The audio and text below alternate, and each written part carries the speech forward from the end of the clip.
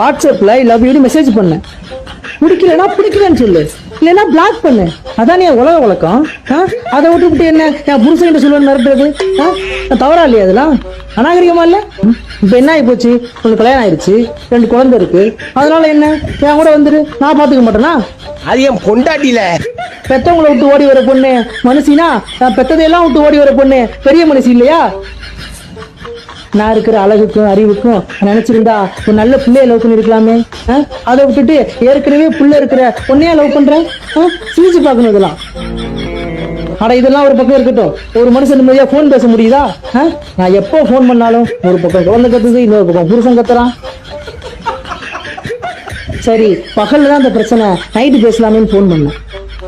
குசு குசுன்னு மெதுவா பேசலாம். நீ பேசுறது கேட்கலடி, சத்தமா பேசுன்னு சொன்னேன். பக்கத்துல புருஷன் படுத்திருக்காண்டா, இதுக்கு மேல சத்தமா பேச முடியாது, இஷ்டனா பேசு, இல்ல போன் அப்படின்னு கட் பண்ணிட்டான். சரி அதெல்லாம் விடு. நாம் இருவரும் காதலித்துக் கொண்டிருந்த காலகட்டங்கள்ல நீ என்ன சொன்ன? கல்யாணத்துக்கு அப்புறமும் என்ன இதே மாதிரி காதலிக்கணும்னு சொன்னியா இல்லையா? ஆனா அதெல்லாம் இருக்கட்டும், காதல் தினத்துக்கு ஒரு வாழ்த்து சொன்னியா? அப்ப என்ன விட புருஷன் உனக்கு முக்கியம். வரப்போற ஏப்ரல் 23 யோசிச்சு முடிவு பண்ணிக்க, நான் முக்கியமா இல்ல உன் புருஷன் முக்கியமா? இல்ல நான் தெரிஞ்சதான் கேக்குறேன், புருஷன் மட்டும் தான் பாசம் வைக்கணும் சட்டம் இருக்கா? புடிச்சவனும் பாசம் வைக்கலாம்.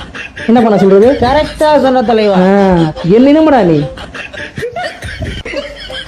எதிர்கட்சி தலைவர் ஒருத்தர் பேசுறாரு, நாங்களாம் அந்த காலத்துல அப்பா அம்மாவுக்கு தெரியாம காதலிச்சோம், ரொம்ப கஷ்டப்பட்டோம்.